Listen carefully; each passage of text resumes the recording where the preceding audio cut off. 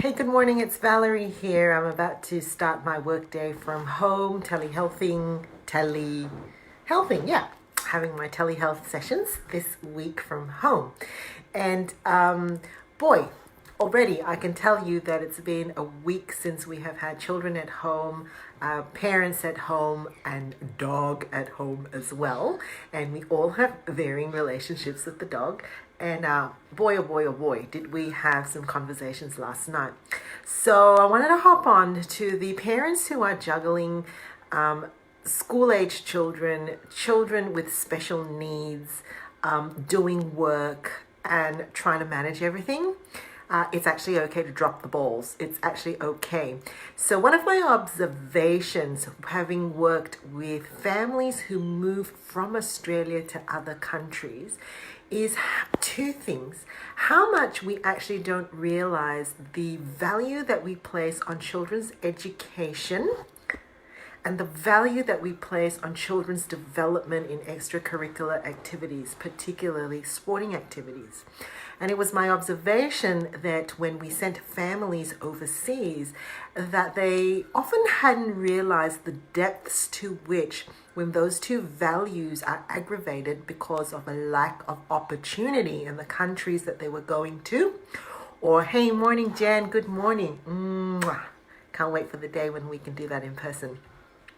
So when families were moving overseas and for a lack of opportunities, particularly to play sport or to develop musical abilities, or because of the country that they were going to had a curriculum that was too different from the one that Australians are used to, they hadn't realized how much of a stress that was not having that in their world.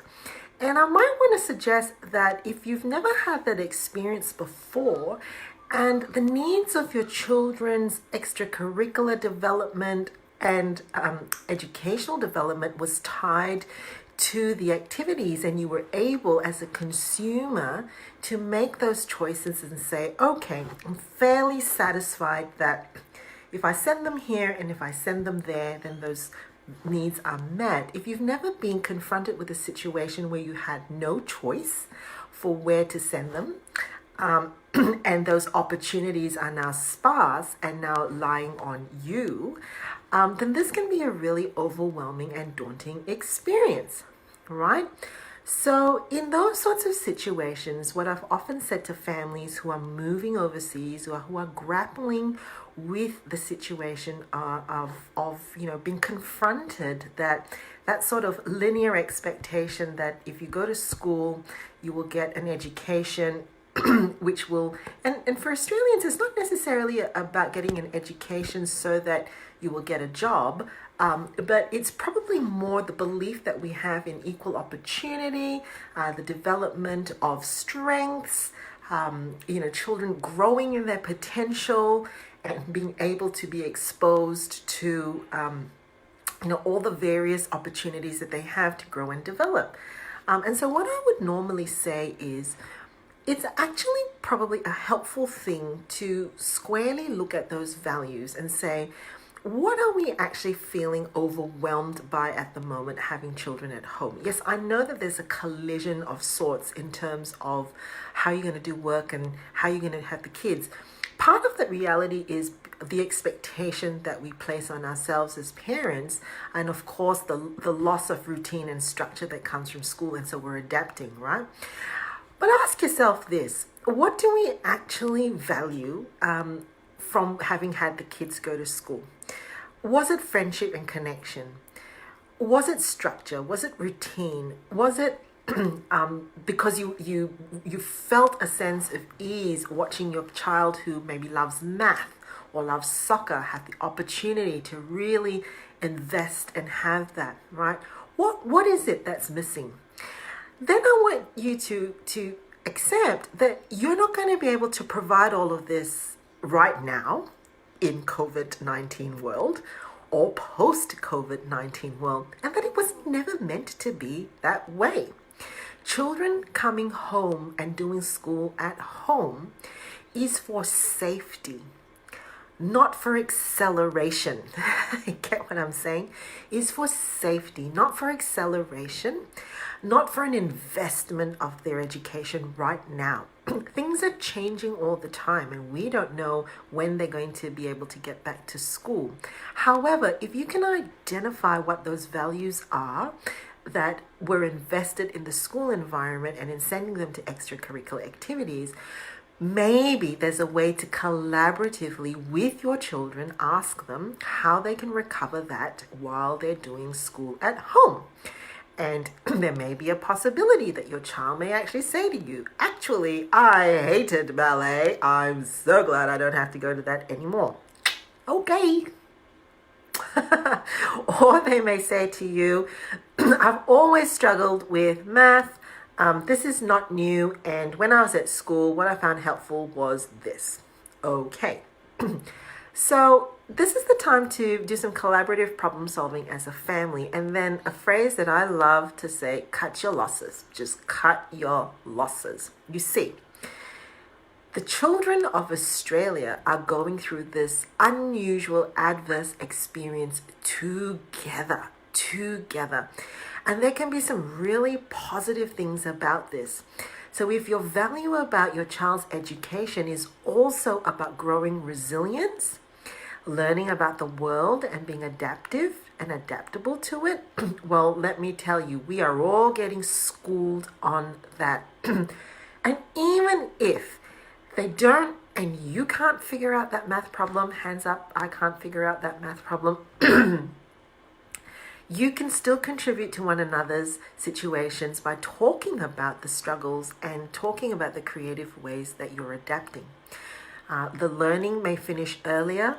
You may be pulling your hair out because your Zoom conference meeting coincides with when they need to do PE online and the technology isn't working. You may just need to cut your losses, and you will not be the only person going through it. I have a very vivid memory of being in early high school, the day after Tiananmen Square. I'm pretty sure I was in high school because it's so vivid to me. I remember waking up and understanding for the first time what the world was really made of and was really like, and the picture of Tiananmen Square, and going to school and being in a class where everybody was subdued, right? No, not everybody's interested in politics at that age. I certainly wasn't. But somehow there was a recognition and a realization that our world had tilted on its axes, not just globally, but internally. Our world had somehow tilted on its axes. And the memory of sitting in a class and just whispering to one another, did you hear the news? What does this mean? What happened? What's going to happen? Was an incredibly solidifying experience that till today I still remember. Now Tiananmen Square is in that moment of being in school and the months after of going through that experience with friends hasn't left me at all. And I suspect that's going to be the biggest wins for our children and for us during this period of actually facing a reality that's changing, doing life together, making mistakes, dropping the balls, putting into perspective in the grand scheme of things. What will this mean? Those things will stick.